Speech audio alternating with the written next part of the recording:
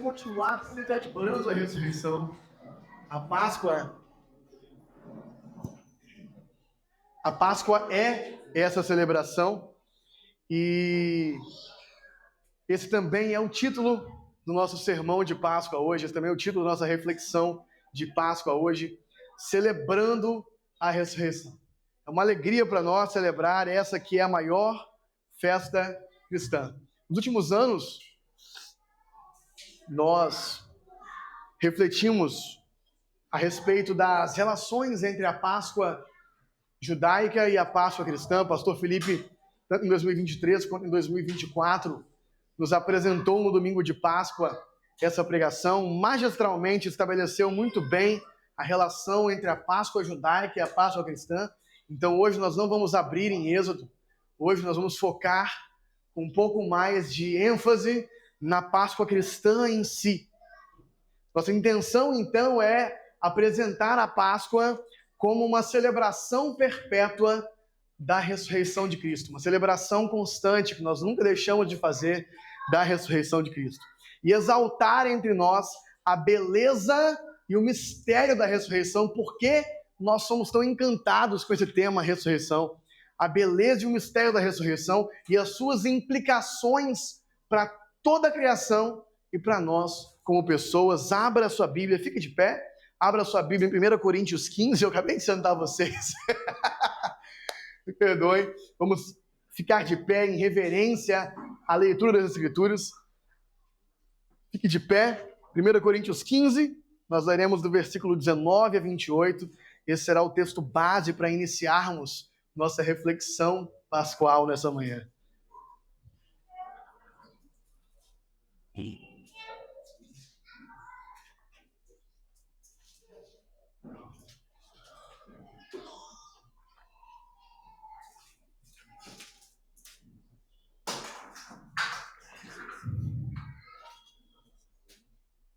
Quem encontrou, diga amém. Amém. Versículo 19. E estamos aqui, meus irmãos, no meio do capítulo 15 de 1 Coríntios, que é uma exposição imensa a respeito da ressurreição de seus efeitos. É o maior capítulo que Paulo já escreveu nas Escrituras. Em todas as suas epístolas, é o tema que Paulo considera, então, que é digno de mais fala da sua parte. E vale super a pena você fazer a leitura desse texto, talvez em casa, mais tarde hoje, talvez em família. Mas nós vamos ler do 19 ao 28 para embasar essa reflexão de hoje, começando no 19. Se é somente para esta vida que temos esperança em Cristo, somos de todos os homens os mais dignos de compaixão. Mas, de fato, Cristo ressuscitou dentre os mortos, sendo ele as primícias dentre aqueles que dormiram. Visto que a morte veio por um só homem, também a ressurreição dos mortos veio por meio de um só homem. Pois da mesma forma que em Adão todos morrem, em Cristo todos serão vivificados. Mas cada um por sua vez, o Cristo primeiro, e depois, quando ele vier, os que lhe pertencem. Então virá o fim, quando ele entregar o reino a Deus, o Pai, e depois de ter destruído todo domínio, autoridade e poder, pois é necessário que ele reine até que todos os seus inimigos sejam postos debaixo de seus pés. O último inimigo a ser destruído é a morte, porque ele tudo sujeitou debaixo de seus pés. Ora, quando se diz que tudo lhe foi sujeito, fica claro que isso não inclui o próprio Deus, que tudo submeteu a Cristo.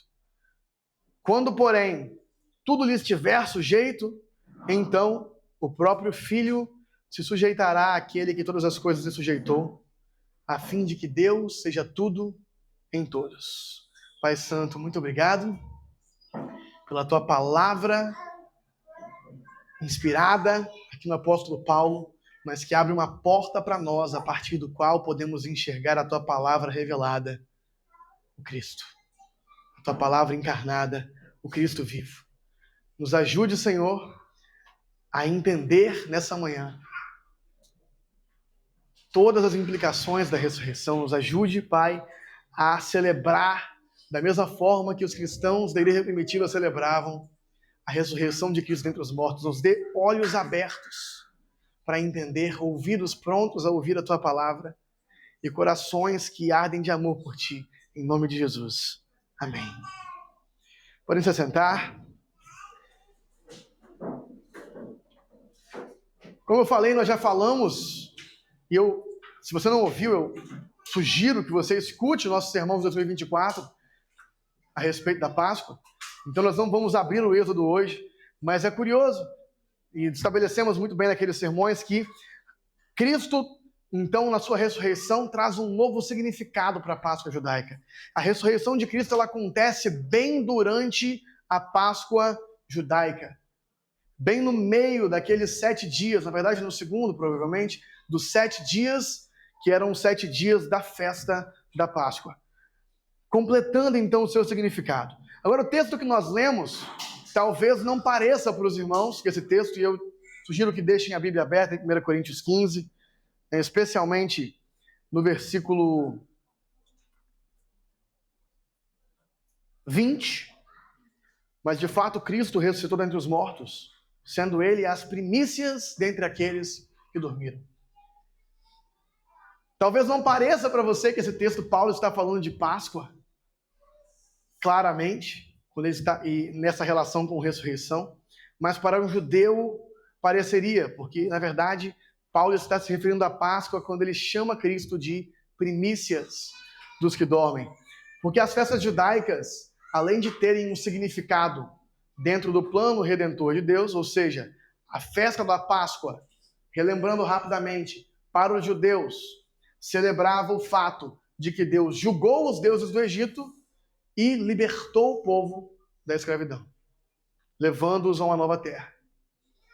Além desse significado, as festas judaicas, da Páscoa e do Pentecostes, né, que depois da libertação, então 7 semanas depois, o povo recebe a lei no Sinai. A festa do Pentecostes relembra esse momento. Mas essas duas festas também relembram momentos específicos no ano agrícola. A festa da Páscoa também era a época em que o primeiro grão de cevada era apresentado diante do Senhor. Enquanto em Pentecostes, 7 semanas depois, era o tempo de apresentar os primeiros frutos da colheita do trigo. Então essas duas festas, Páscoa e Pentecostes, também estavam relacionadas à agricultura. De forma que quando Paulo está chamando Jesus de primícia dentre os mortos, aludindo à sua ressurreição pascual, ele está se referindo ao fato de que, assim como Cristo ressuscitou, o primeiro grão de cevada oferecido a Deus, ou seja, o primeiro fruto, aquele que é o primeiro a ressuscitar entre os mortos, o seu povo também viria após ele, como as primícias dentre os mortos. E isso é marcante. Daqui a 7 semanas provavelmente falaremos sobre o Pentecostes aqui, falaremos um pouco mais sobre isso, mas é justamente então no momento da festa do Pentecostes, após a ressurreição, que o Espírito desce sobre a igreja e um novo povo ali começa, o povo que tem dentro de si o poder da ressurreição. Então, as festas judaicas tinham um significado da libertação da escravidão, mas também tinham um significado dentro da colheita. Até porque a promessa de Deus de que ele tiraria aquele povo do Egito para uma nova terra era uma promessa que também estava intrinsecamente relacionada à fertilidade dessa terra. Nós não podemos nos esquecer que a promessa é que ele tiraria eles do Egito para levá-los a uma terra que mana leite e mel. Então ele está o tempo todo no Êxodo, nós lemos essa expressão constantemente. Quando eles chegam na terra, de fato simbolizando isso, os espias trazem cachos de uvas gigantes, mostrando que aquela terra de fato era uma terra próspera. Então a promessa era a libertação deles para o Egito, mas não só isso, também levar eles para uma terra frutífera e próspera. Por isso na Páscoa era comemorado também esse significado. Então, eu quero que nós entendamos algo aqui para começar essa reflexão a respeito da ressurreição. Da mesma forma, Paulo está associando a ressurreição de Cristo, aqui no texto que lemos, tanto com a nossa libertação da escravidão, do pecado e da morte, quanto com o surgimento de uma nova humanidade em Cristo, os primeiros frutos, e de uma nova criação, uma nova terra, uma nova criação, que começou a partir de um novo Adão, que eventualmente renovará toda a terra. Repita comigo, na Páscoa, Deus liberta um povo para os levar a uma nova terra. Na Páscoa judaica, o povo de Israel foi liberto do Egito para pertencer a ele e caminhar em direção à terra prometida.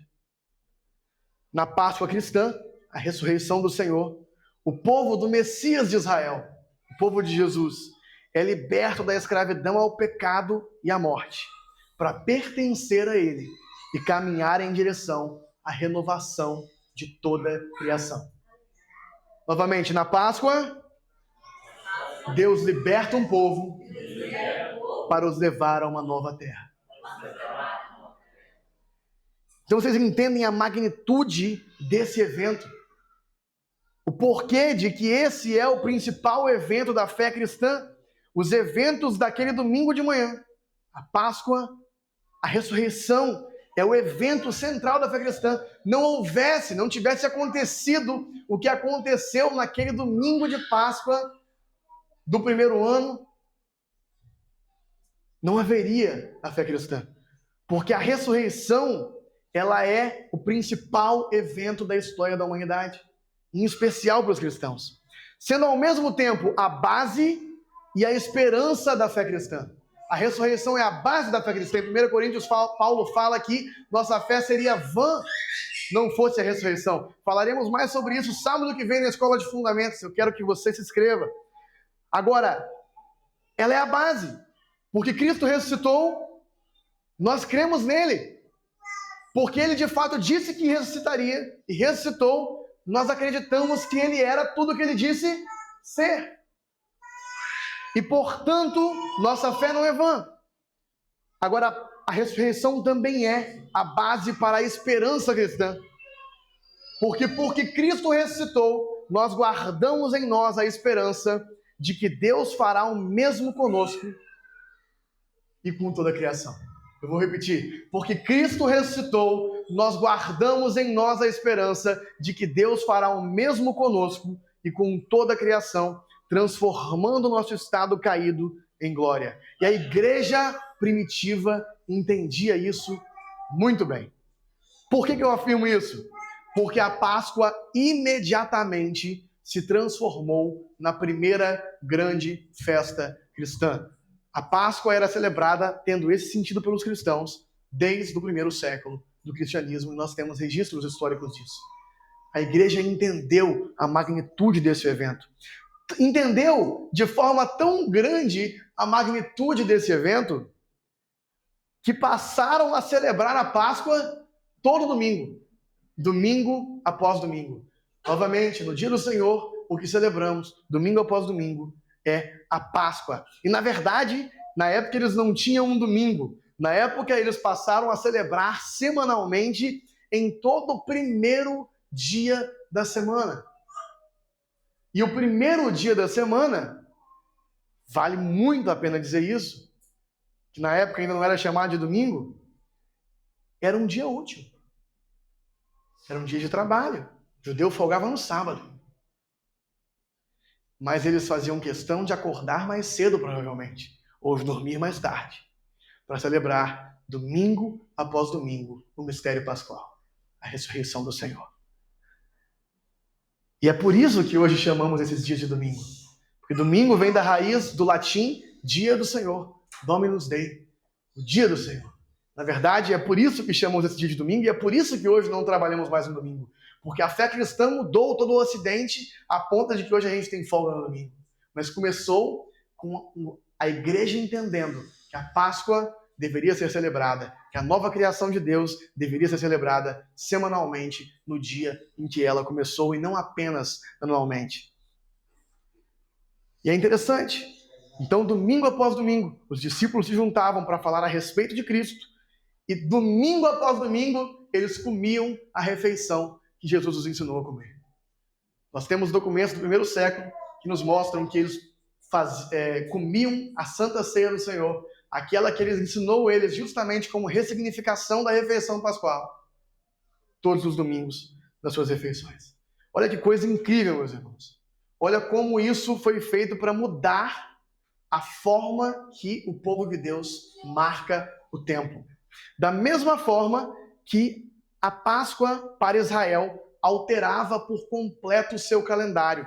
Se a gente for dar uma fuçadinha rápida em Êxodo 12, 2, vai falar quando Deus está estabelecendo a celebração perpétua da Páscoa. Ele começa mudando o calendário. Este será para vocês o primeiro mês do ano. Então, para Israel, a Páscoa ressignificou por completo o calendário. Eles, a partir daquele ponto, iriam contar o ano a partir da Páscoa. Da mesma forma, ainda mais profundamente que para eles, agora para a igreja, domingo após domingo, nós celebramos o começo de um novo tempo, o começo da nova criação. Para que marquemos o tempo, não segundo qualquer outra coisa, mas a partir unicamente da perspectiva de Deus e do que Deus está fazendo. Olha que honra podermos pensar o tempo, podemos pensar os dias da semana, não em relação às feiras que faremos, não em relação ao fato se trabalharemos ou não trabalharemos, mas em relação àquilo que Deus está trabalhando e aquilo que Deus está fazendo na história da humanidade, submetendo então o nosso tempo ao tempo de Deus. A Páscoa é a maior festa cristã. E por isso nós nos juntamos àqueles cristãos primitivos, a observação, a prática da observação, sempre que podemos, não como peso de lei, não como peso de que no dia que faltamos aqui no domingo estamos em pecado, mas como peso pedagógico de observação do dia do Senhor. Eu quero ler uma citação de N.T. Wright na íntegra. A manutenção do domingo com uma comemoração da Páscoa a partir daquele evento não é simplesmente um legado da época vitoriana, mas é um sinal perpétuo, alegremente renovado semana após semana, de que todo o tempo pertence a Deus e está sob o senhorio renovador de Jesus Cristo.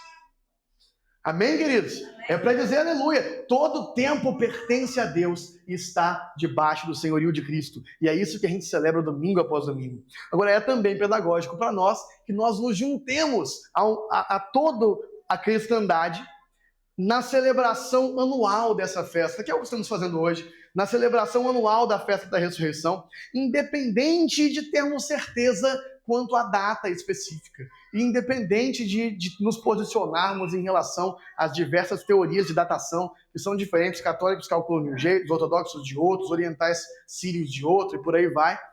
Independente de datarmos da mesma forma que os judeus, nós não datamos da mesma forma que os judeus, nós nos juntamos pedagogicamente a celebrar anualmente, e não só domingo após domingo, mas também anualmente, esse evento que é o maior evento da história da humanidade. Mas você compreende que esse é o maior evento da história da humanidade? Para que a gente de fato celebre isso, nós precisamos entender por completo a extrema relevância da ressurreição. Por que a ressurreição de Cristo foi tão importante assim? O que ela tinha de diferente? O que ela tinha de especial? Como ela muda tudo para nós? E aí eu te pergunto, infelizmente, esse assunto tem sido um assunto esquecido dentro do cristianismo. Não por completo. O tema é mencionado. A ressurreição está sempre em nossas cabeças. Mas quantos sermãos a respeito da ressurreição você já escutou? Caso você esteja já frequentando a família Betânia há um tempo, já há alguns. Mas, enfim, infelizmente, tem sido muito raro falar a respeito dessa que é a maior festa cristã, a partir da perspectiva da ressurreição e da sua obra. Então precisamos entender a ressurreição por completo, precisamos resgatar essa compreensão dos primeiros cristãos que faziam com que eles achassem tão importante assim celebrar a ressurreição domingo após domingo. Eu não sei vocês, mas eu passei a maior parte da minha vida cristã dando valor à ressurreição, mas não entendendo por completo isso, a ponto de que eu quisesse celebrar essa mesma coisa todos os domingos da minha vida. E eventualmente essa verdade nos alcançou, então vamos falar a respeito dela. Vamos falar a respeito daquilo que a morte e ressurreição de Cristo conquistou. Nós sempre resumimos a metanarrativa bíblica em 4 atos, que talvez os irmãos já até tenham decorado: criação, queda, redenção, consumação. Criação, queda, redenção, consumação. Criação, Deus criou um mundo bom. Os irmãos devem ter percebido que nós aludimos a isso durante a liturgia do culto de hoje. Deus criou um mundo bom. Queda, nós caímos, nós pecamos, nós nos rebelamos contra o bom mundo de Deus. Nós colocamos a morte dentro da criação. Redenção, todo o agir de Cristo para formar para Deus um novo povo e iniciar a restauração de todas as coisas. E consumação, o fato de que essa restauração de todas as coisas, do povo de Deus e da sua criação, ela acontecerá no dia de Cristo Jesus, no último dia, na verdade, no último dia do dia que será para sempre, dali em diante, no retorno do Messias. Por isso, nos lembrando disso, precisamos entender aonde a ressurreição entra nessa história. Porque falamos bastante a respeito da morte de Jesus, e é importante percebermos como a ressurreição participa do processo redentivo.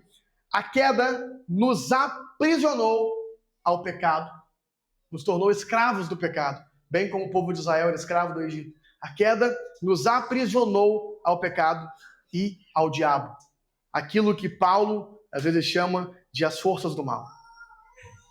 E nos condenou à morte. Então, os grandes inimigos de Deus, que na verdade não são inimigos de Deus, porque Deus não tem inimigos, são os nossos inimigos, mas a gente acaba chamando poeticamente de inimigos de Deus porque Ele os vence para nós. Os grandes inimigos de Deus são o pecado, o diabo e a morte. Agora, em sua morte, Cristo destronou o diabo e apagou os pecados. Amém? Em sua morte, Cristo destronou o diabo e apagou os pecados. E em sua ressurreição, Cristo venceu a morte. E destruiu, então, o poder da morte sobre nós. Eu queria que você abrisse em Hebreus 2, versículo 14 e 15.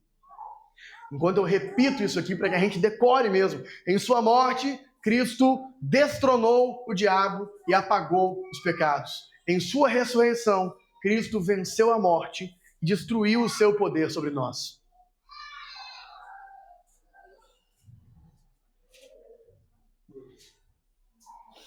Hebreus 2, do versículo 14 ao 15.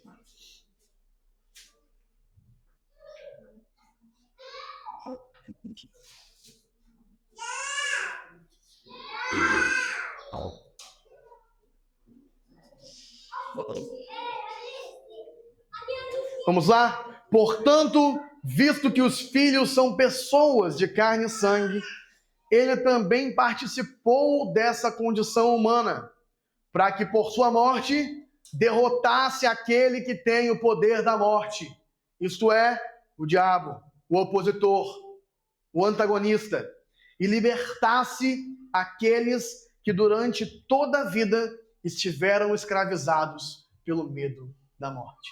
Em sua morte, Cristo destrona o diabo e apaga os pecados. Em sua ressurreição, Cristo vence a morte e destrói o poder da morte sobre nós. Quando confiamos que se com Ele morremos, com Ele também ressuscitaremos. Portanto, a morte é nossa inimiga. A morte nos escraviza. A morte, como o Hebreus fala aqui, nos deixa escravizados pelo medo, pelo pavor da morte. A morte é a consequência direta da queda. Falamos de criação, queda, redenção, consumação. Criação, queda, redenção, consumação. A morte é a consequência direta da queda. Ela é a nossa desconexão com a vida, com o próprio Deus, a fonte da vida. Ela é o salário do pecado. Ela é, e eu digo isso com temor, a morte é a resposta apropriada de Deus para nós. A morte é a resposta apropriada de Deus a seres orgulhosos que querem tomar o lugar de Deus e fazer o mal. Deixá-los desconectados da vida. Uma vida que se esvai até morrer. Deus permite que esses rebeldes, então, agora sigam vivendo desconectados dele. Nós lembramos disso quando lá no jardim ainda Deus fala: a maldade do homem não pode se multiplicar eternamente, ele não pode continuar eterno. Então Deus prende a árvore da vida, Deus tranca o jardim. Deus priva o homem do acesso à árvore da vida, que representa o fato de que Deus é a fonte de toda a vida. Porque se Deus não o fizesse, o homem eternamente vivo seria eternamente mau e a sua maldade se multiplicaria em proporções. Aí eu te falo, meus irmãos, se a gente com 120 anos consegue ver a maldade se multiplicar nas proporções que a gente vê, imagina se vivesse mais tempo que isso. Portanto, a morte é a resposta apropriada de Deus a seres orgulhosos e egoístas como nós. Deus é bom conosco e com a criação por permitir a morte. Porque a morte limita a maldade, como falamos.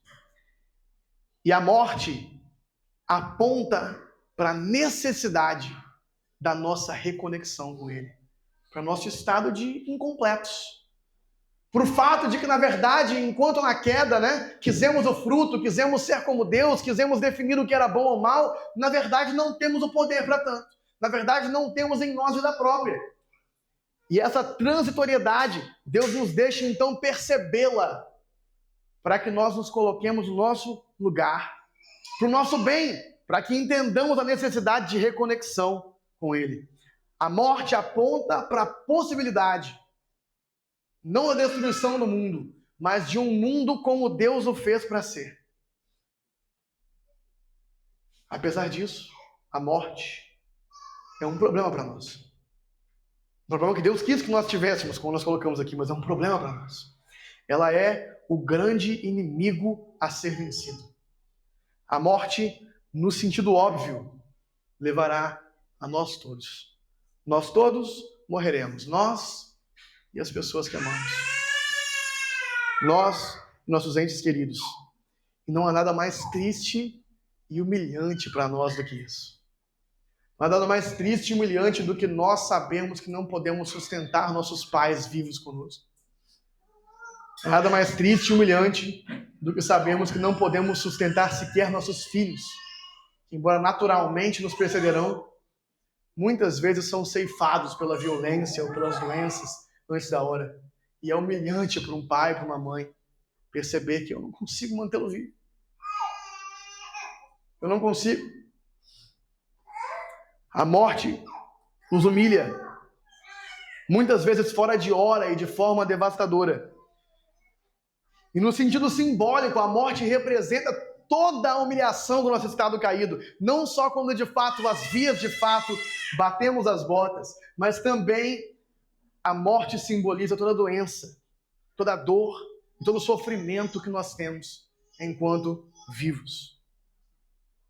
A nossa mortalidade. O fato de que a vida é um sopro. Que não há nada que nós possamos fazer a respeito. Para nós, a morte é um inimigo indestrutível. Não há nada que possamos fazer contra ela. Por isso, os cristãos, em velórios e funerais, não veem a morte como uma coisa boa. Nós temos esperança, ela é um inimigo já vencido em Cristo. Mas os cristãos não veem a morte como uma coisa boa. Ela é uma interrupção não natural. Nós fomos criados para ser eternos. Ela é uma interrupção da vida como Deus criou, que só nos traz tristeza, não nos traz qualquer alegria. Nos traz alegria saber que em Cristo ressuscitaremos, mas a morte em si é só tristeza, é só um inimigo. Então os cristãos não veem a morte como os orientais veem, o se juntar à natureza, o passar para um estado superior, o estar presente agora nas árvores, nas folhas, nas nuvens. Não. Os cristãos chamam isso carinhosamente de baboseira. Os cristãos querem continuar vivos em seus corpos. Amém? Nós também não seguimos a visão grega de pensar que a vida corpórea é ruim e que há uma vida extracorpórea boa e que, portanto, a morte seria então a libertação dessa vida corpórea ruim, de sofrimento. Não. O sofrimento não é inerente à criação. O sofrimento é culpa da queda. Deus criou a criação boa e ele há de restaurá-la. Então os cristãos enxergam a morte não a partir dessa perspectiva grega de que depois que eu morrer, aí sim a minha vida começa. Não, queridos, ressurreição não é vida após a morte. Ressurreição é vida após a vida após a morte. Ressurreição é o fato de que após um tempo, possivelmente com Cristo, em comunhão com Ele de vida após a morte, nós seremos novamente tragos a nossos corpos físicos e ressuscitaremos com Ele. Então os cristãos não veem a morte como algo bom, embora tenham esperança. E a morte, como falamos aqui, nos escraviza ao pecado. Isso aqui é mais interessante. A gente pensa sobre nossa mortalidade muito, mas aqui eu quero gastar um tempinho. Nem sempre a gente pensa sobre como a nossa mortalidade nos escraviza ao pecado. Por quê? O autor de Hebreus vai falar que nós nos mantemos escravos do pecado pelo pavor da morte. E que o diabo, pelo poder da morte, se mantém senhor sobre nós. Como assim? Nós nos mantemos escravos ao pecado pelo pavor da morte. A questão é que o medo da morte, o medo de morrer, o saber que a qualquer momento nossa existência vai acabar, o saber que a vida é como um sopro, nos coloca uma ansiedade insuportável, uma necessidade patológica de viver para mim mesmo. Porque a qualquer momento eu posso morrer, então eu não posso gastar tempo pensando em você. Nem você, nem você, nem você, nem você. Eu preciso pensar em mim. A qualquer momento eu vou morrer. A morte nos paralisa. Ela nos priva de viver plenamente para Deus e para o próximo, como Ele nos pede. Deus nos pede que vivamos para Deus e para o próximo. E a morte nos paralisa. Nos traz uma necessidade patológica de viver por si. Por medo de que não teremos mais essa oportunidade em algum momento. O medo da morte gera ansiedade, fragmentação, ativismo improdutivo, incapacidade de estar no presente. Incapacidade de estar inteiro no presente. Porque em todo ponto estamos ansiosos com a possibilidade de não ter um futuro. Estamos sempre, então, perdendo tempo. Uma sensação constante de que nosso tempo está se esvaindo e que, portanto, a gente não consegue viver o agora perfeitamente. A morte é o nosso inimigo. Espero que isso tenha ficado claro para todos vocês. A morte é o nosso inimigo. E essa visão negativa a respeito da morte, mas positiva a respeito da vida na criação, ela é uma visão extremamente judaica. Nós herdamos essa visão do Antigo Testamento e da cosmovisão judaica, que ensinam que a criação de Deus é boa e que os problemas dela são culpa nossa e não dele. Ensinam que aquilo que Deus criou, que está ao nosso redor, nossos corpos, nossa vida física, é boa. Não é algo para nos livrarmos. É algo bom. Deus olhou para a criação e viu que ela era muito boa. E que o que tem de ruim é culpa do pecado. Então o povo judeu, e aqui eu estou chegando em Cristo, o povo judeu cria, desde o judaísmo do segundo templo, com toda certeza, na época de Jesus, o povo judeu já cria na sua maioria nisso, a partir do que os profetas prometeram, na ressurreição dos mortos.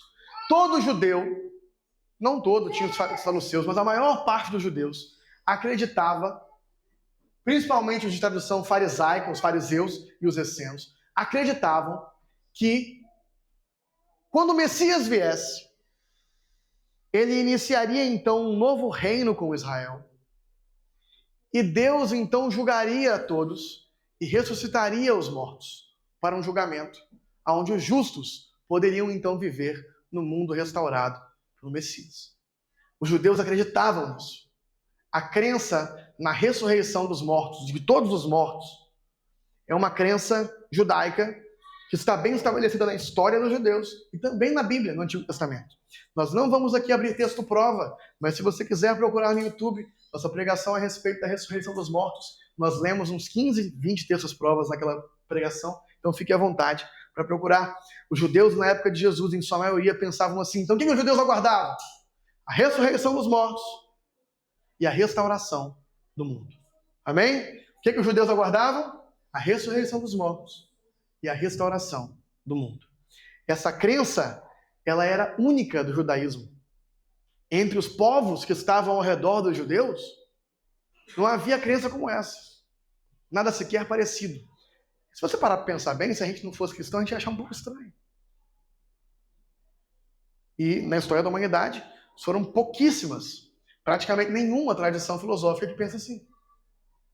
A noção de que algum dia, todo mundo que morreu vai ressuscitar em corpo.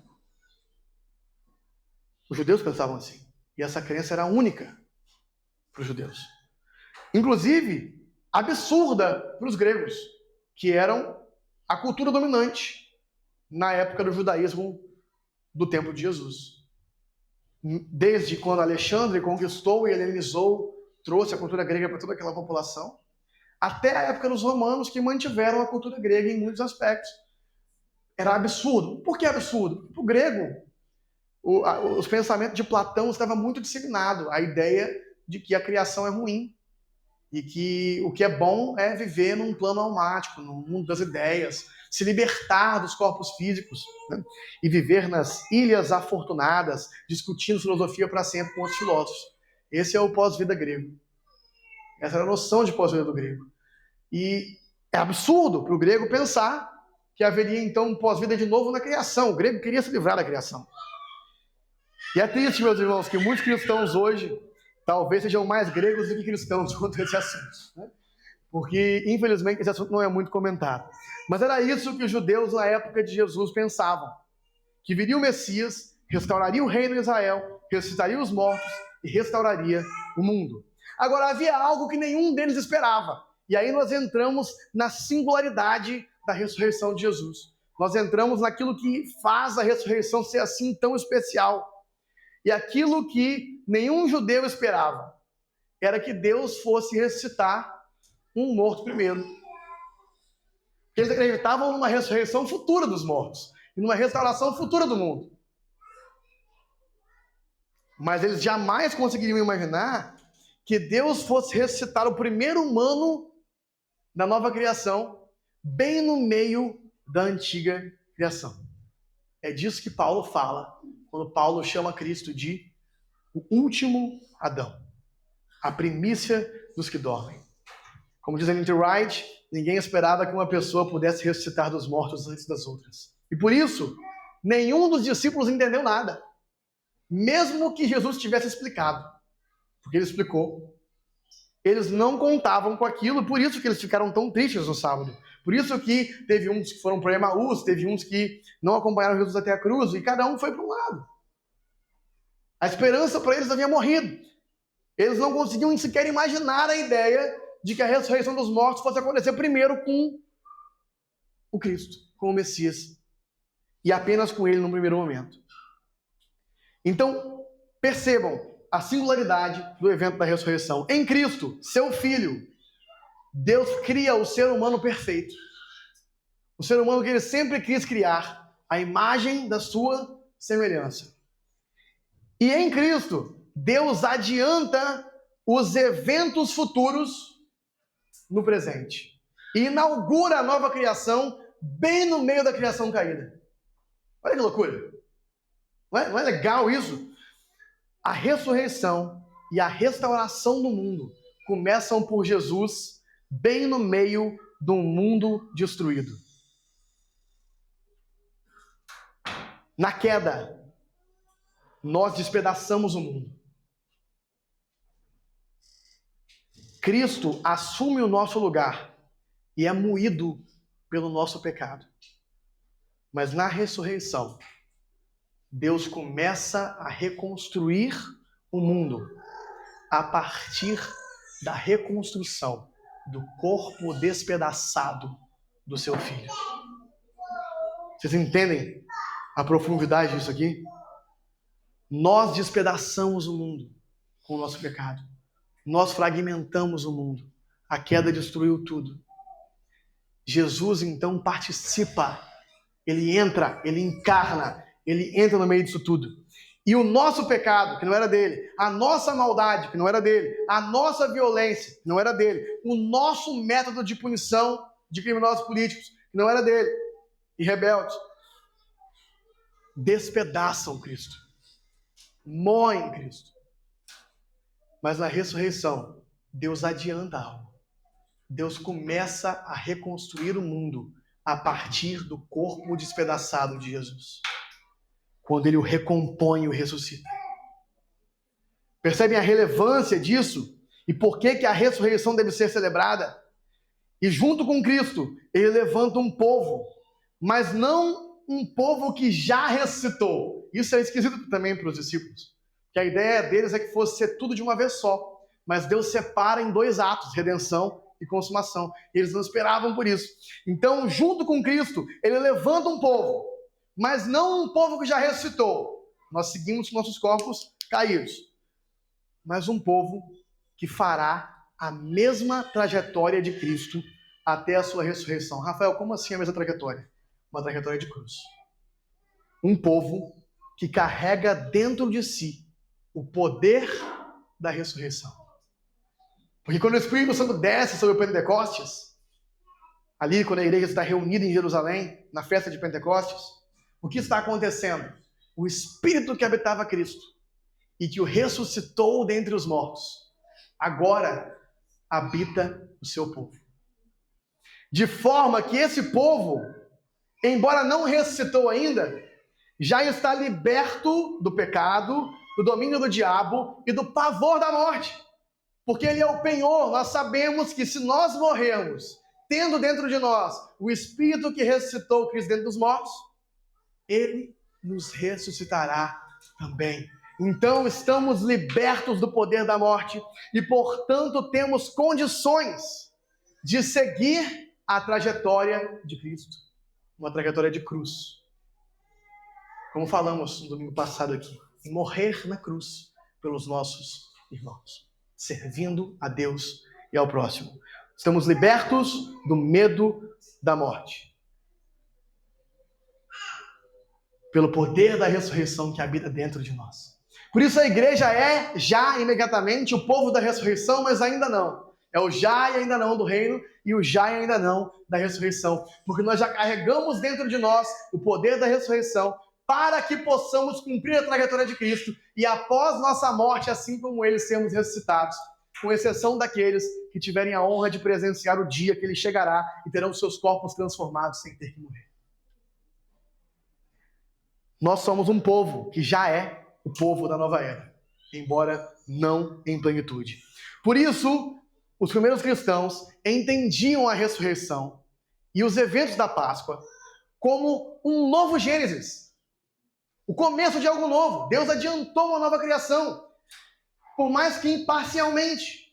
Deus traz algo do futuro para o presente, para que nós comecemos a viver dentro da nova criação. E o apóstolo João, nós expomos João ao longo do ano passado todo, eu recomendo que você ouça de novo se tiver tempo. O apóstolo João, então, ele em todo o seu evangelho compara a obra de Cristo, o evangelho de Cristo, com um novo Gênesis, com o fato de que Deus está fazendo algo novo, Deus está trabalhando ainda, Deus ainda está criando, Deus está restaurando a sua criação. E por isso, João alude a uma nova semana criacional.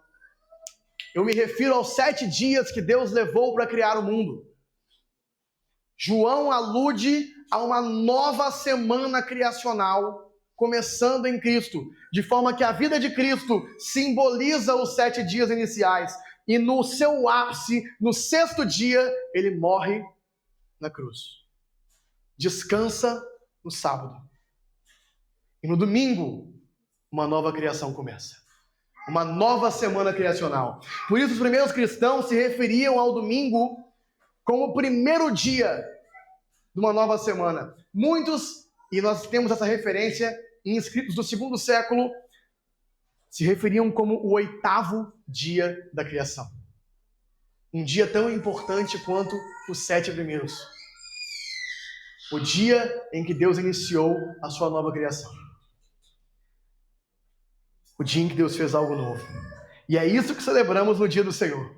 Domingo após domingo, nós celebramos esse 8º dia. Nas palavras do bispo anglicano N.T. Wright, a palavra por meio da qual todas as coisas foram criadas é agora a palavra por meio da qual todas as coisas são recriadas. E embora a ressurreição de Jesus tenha sido um evento sobrenatural, ocasional e único, ela deve ser vista como o princípio de um novo mundo. O primeiro dia da nova semana. Uma amostra do que Deus irá realizar ao resto do mundo. Deus realizará em todo o cosmos a mesma obra que fez em Jesus na Páscoa. Sem mais delongas, meus queridos.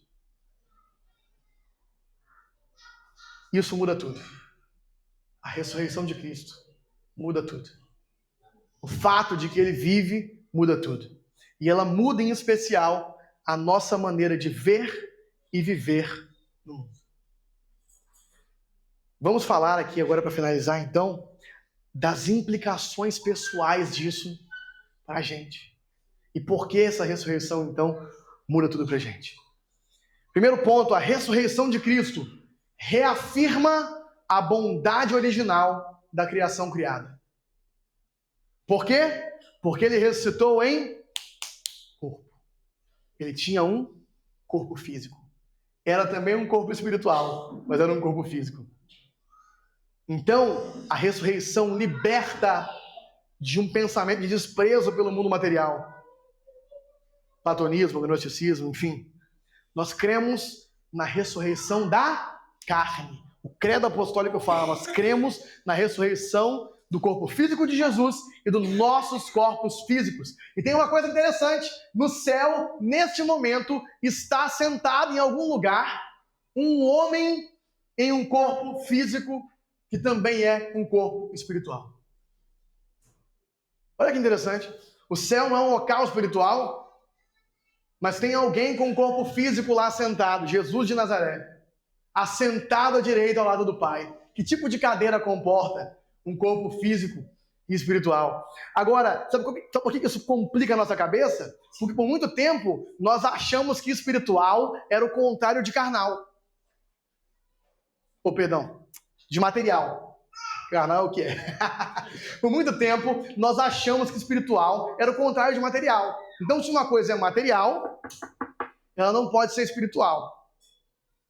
Só que tudo que Deus fez é espiritual, porque Ele fez tudo a partir do poder do seu Espírito. Espiritual não é o contrário de material. Espiritual é o contrário de carnal. Espiritual é tudo aquilo que é movido, energizado, enchido e empoderado pelo Espírito de Deus. Por isso, Paulo, em 1 Coríntios 15, fala que Cristo e também nós teremos um corpo espiritual e esse corpo também é físico. Então, os corpos da nova criação são ao mesmo tempo espirituais e físicos. O que é uma coisa incrível. Talvez explica a dificuldade que os discípulos tiveram de reconhecer Jesus. Porque ele era ele mesmo. Em algum momento, eles o reconheceram. Mas de cara, eles olhavam para ele e... Quem é esse cara aqui? Então tinha algo de diferente no seu corpo. Era um corpo glorificado. Segundo ponto, uma implicação pessoal, então, da ressurreição para a gente. A primeira foi, a ressurreição reafirma a bondade original da criação física. Deus fez um mundo físico e o que nos espera no fim dos tempos é o casamento entre céus e terra, o dia em que tudo será espiritual, o dia em que céus e terra serão juntos, uma só coisa, unidos em Nova Jerusalém, sem criar qualquer tipo de rivalidade entre a matéria e o espírito. Não, o espírito empodera a matéria, Deus fez para ser assim. Segunda coisa, a ressurreição nos chama a rejeitar a falsa separação entre sagrado e secular. E valorizar, então, a arte, a beleza, a família, o trabalho, como esferas onde a glória de Deus se manifesta e a sua redenção atua. Deus não está salvando apenas almas. Deus está salvando toda a sua criação. E por isso nós não estamos sendo espirituais, nós não estamos sendo santos quando estamos preocupados apenas com salvação de pessoas, embora isso também é santo. Estamos sendo santos quando nos preocupamos com nossa família. Estamos sendo santos quando cuidamos da criação. Estamos sendo santos quando olhamos para o mundo belo que Deus criou e dizemos, uau, o mundo é belo. Terceiro ponto, a ressurreição nos une vitalmente a Cristo em sua morte e vida. É o mistério do batismo. De alguma forma, nós já morremos com Cristo e já ressuscitamos com Ele e experimentamos a vida eterna agora. Então, se Cristo ressuscitou dentre os mortos, nós ressuscitamos com Ele porque temos dentro de nós o poder da ressurreição. Isso muda a nossa perspectiva em relação à vida. A ressurreição nos identifica como pessoas que pertencem à nova criação, nos chamando então a viver no presente com a cabeça do futuro. Nós não somos mais então pessoas, se Cristo ressuscitou e nós com Ele, nós não somos mais pessoas desse tempo. Como brinca o pastor Leandro Vieira, nós somos os X-Men, os homens do futuro que invadiram o presente, uma nova humanidade que invadiu o presente. Nós não somos mais homens desse tempo, mulheres desse tempo, nós somos pessoas do futuro, que já vivemos na era presente com a mente de Cristo, com a mente da nova criação. A ressurreição nos liberta do poder paralisante do medo da morte, que nos sujeita à escravidão, permitindo-nos viver com coragem e inteireza. Ou seja, tudo aquilo que eu falei a respeito de como a morte nos paralisa, porque estamos perdendo tempo, porque estamos ansiosos, porque a qualquer momento morreremos, e isso nos escraviza ao pecado, isso pra gente não vale mais. Porque já ressuscitamos com Ele e sabemos que iremos ressuscitar. Nem a morte, nem o pecado têm poder sobre nós. A ressurreição gera em nós uma alegria inabalável. Esse foi um dos pontos mais impactantes, eu vou até repetir. A ressurreição gera em nós uma alegria inabalável e uma esperança firme que não depende das circunstâncias. Ainda que tudo esteja dando errado, Deus ressuscitou Cristo dentre os mortos. E o poder da ressurreição vai fazer que tudo dê certo no final. Essa alegria inabalável depende então apenas da vitória definitiva de Cristo sobre o pecado e a morte. Então, se Cristo venceu a morte, nada pode nos parar ou roubar nossa alegria. Se Cristo venceu a morte, a nossa alegria não é roubável, por mais que às vezes estejamos tristes. Estamos concomitantemente tristes e alegres. Porque ao ver a morte e as suas consequências, a gente vai se entristecer. Mas a gente vai continuar alegre, porque a morte já foi vencida. E é apenas uma questão de tempo.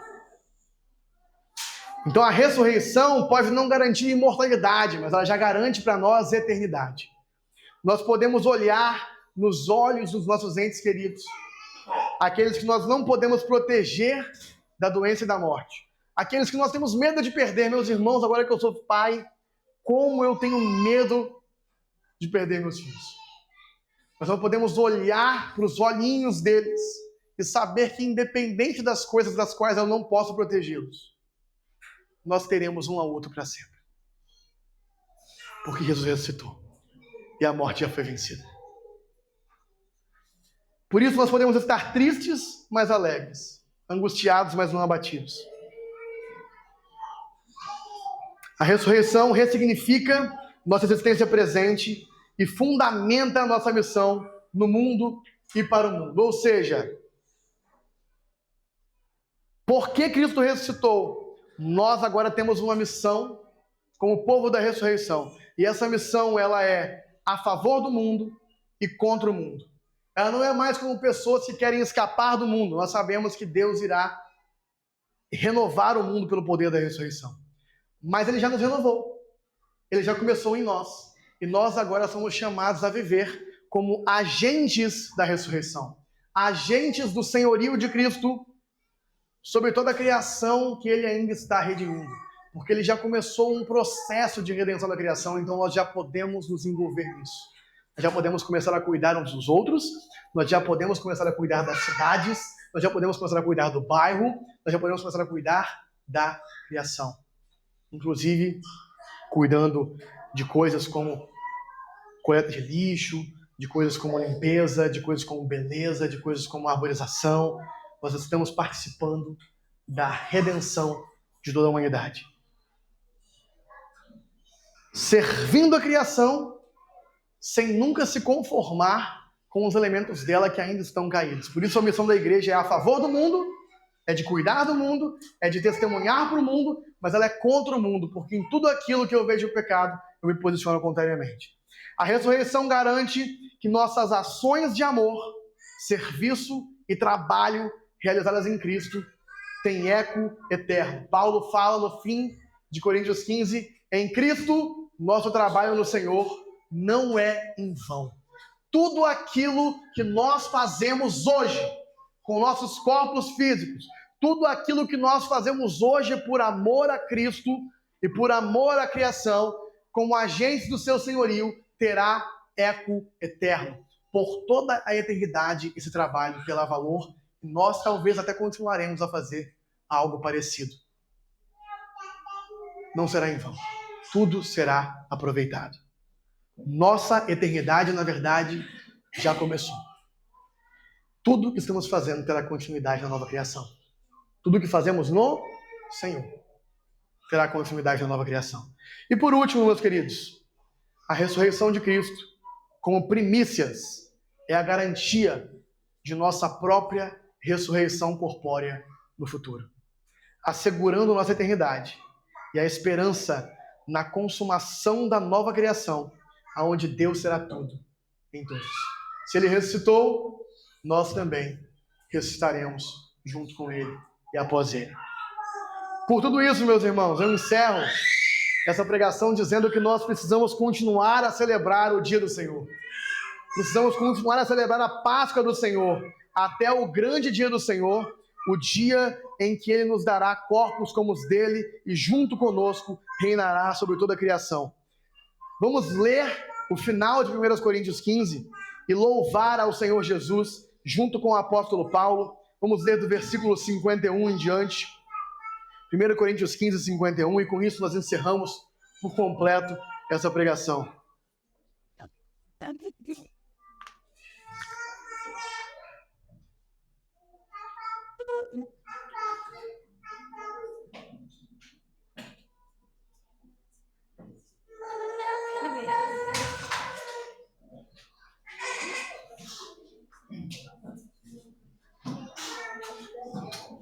Pode se colocar de pé para lermos isso junto.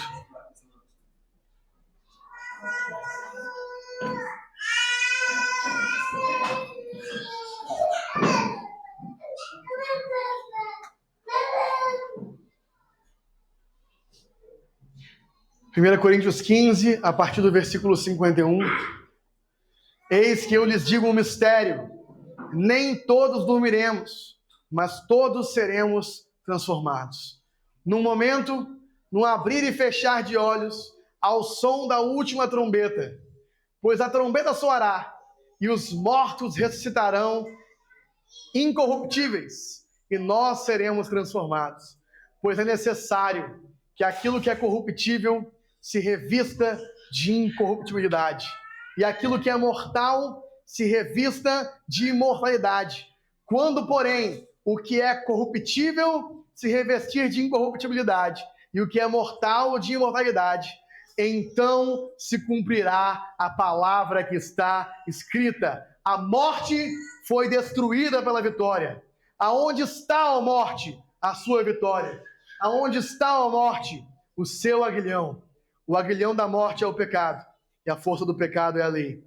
Mas graças a Deus que nos dá vitória por meio de nosso Senhor Jesus Cristo. Aleluia.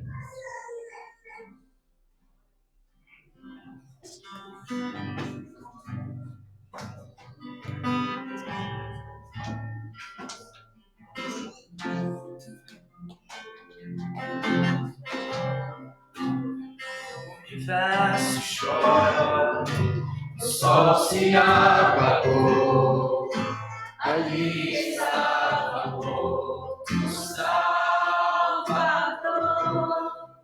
seu corpo lá na cruz, seu sangue derramou, do beijo do pecado ele levou. ajudar o Samuel a cantar, é melhor que eu pegue o microfone normal.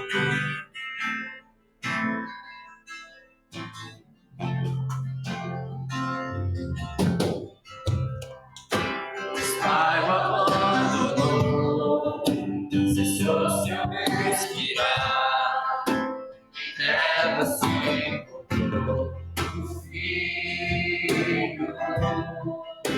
A terra Sem dar ruim. É. a morte o poder das trevas vencido.